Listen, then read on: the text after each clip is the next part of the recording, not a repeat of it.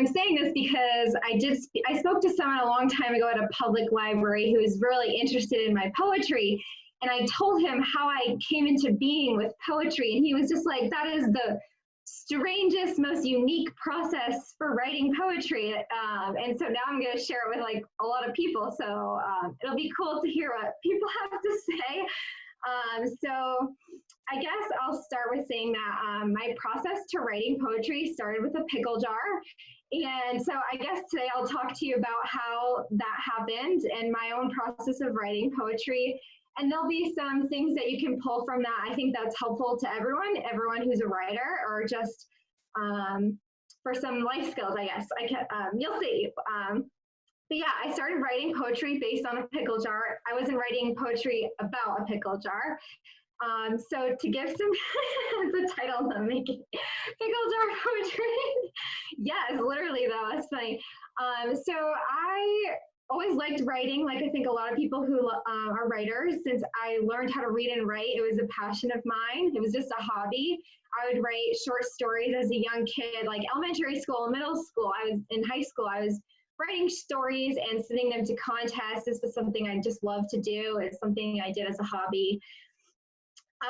In high school, I actually was going through a very difficult time.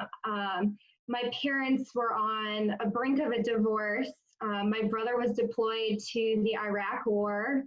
My equivalent of my grandfather, he was having open heart surgery, and we didn't know if he was going to survive it because he was old. And I was diagnosed with an anxiety disorder. So this all happened in a very short time, and I was in high school and still dealing with everything that high school brings to you. People, how they treat you in high school, the pressures in high school, and just trying to figure out who you are, where you're going to go, and what you're going to do with life after high school. So my world kind of felt like it was falling apart. I was actually in a really terrible mindset, terrible place. I just felt like I was very negative. And I said to myself, how am I going to get out of this? I can't spend my whole life being so negative, being so sad. Everything around me feels like it's falling apart, but I can't control that. I can't control anything that's going on, but I can control what I think. And I have to get out of being so negative and all this just negativity around me and these sad things.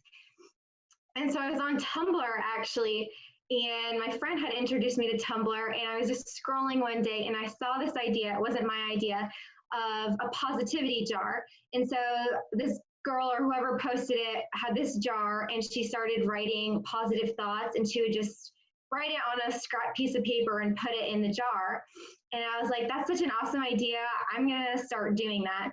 So that's what I did. I just got like a pickle jar from my house. It's all I had at the time. I cleaned it out, but the smell stayed. Do not use a pickle jar if you do this. Use anything but a pickle jar. It will smell for like pickles for years. And I just would, every day I would just write something positive, like even if it was as simple as like, the sky is blue today, or the grass is green. Like it was literally the most basic, simple things just to get me to start thinking in a new way, in a new mindset, help get me out of this. And I just kept doing it. I kept doing it throughout high school. And because of that process of writing and thinking about things, it then evolved into not just a jar of positivity, but it evolved to a jar of my thoughts. And so because I always loved writing even before that, I always had that creativity and was always thinking about story ideas and things to write. I started writing, I created another jar, a jar of my thoughts. And these were all of the thoughts I had, like inspiration of things I wanted to write, whether it was a story or just an idea, something I saw or something that inspired me. I just wrote it down, folded it up on a scrap piece of paper, and I put it in a jar. And I just left it there. And so in high school, I was very burnt out. I didn't really pursue like my writing. I was focused on my education. I went to college, was very busy. I continued with the jar of positivity. I continued with the jar of thoughts. At this point, it was like a collection of jars with all these papers in them. I would keep them in my desk in my college dorm. And I just kept them and I didn't do anything with them. I was like, I'm not in a place yet where I can address these I'm just trying to get through my education, get a job. And that's what I did. I actually got my dream job after that. I have another passion of public service, and I moved from Maine to DC, and I was working on Capitol Hill. And that was the first time in my life working on Capitol Hill where I had like spare time on weekends or nights to just go through all these jars. So I moved here, I got settled, and I just went through every piece of paper one by one. And I was like, I'm going to start typing these up. Like, let's see what I wrote. Like, I don't remember. It's been years. And I started opening up each piece of paper and typing it. And it just flowed. It just came to me. I had never written poetry before that. I feel like the poetry was just, it just happened. It's hard to explain, but it came into being and it became this collection. It was my first collection of poetry. And it started with this pickle jar, and it's the craziest thing. And now I feel like I'm at a point where I can write poetry and not go through that extensive, long process. Now it's been like 8+ years since that first started. Now I'm at a point where I can sit down and just write something, and I do that through my emotions. I'm always writing if I'm feeling very emotional about something. It doesn't have to be like negative or dark or sad. It could be happy. I'm inspired by emotions, and I feel like it connects all of us. We all have emotions, but we all deal with them in different ways. We all express them differently, but we all do feel them. And so I kind of write based on that. And also, of course, our experiences. As Danielle was saying, she wrote about some really courageous things about what she had experienced. And I also write, about what I've experienced. We write what we know.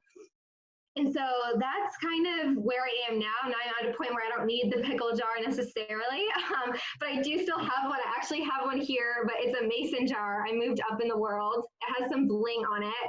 And you can see I've had this for 2 years and I haven't opened it yet, but there's all kinds of things in here, and I have other collections that I'm working on, but someday when I'm done those collections, I'll have all these other ideas that I've set aside that I can get to. And I feel like that just helps with if you ever struggle with writer's block, if you ever just need inspiration. When you're in that moment, write something down and save it for when you do have the time to write it, when you do feel like you're in a good place to write it, and it'll be there for you. And I feel like even the jar of positivity today, I feel like it's so important in a time with coronavirus where we're stuck at home. And thank you, Trent. Your bling jar, yes, thank you. I had to put some bling on it.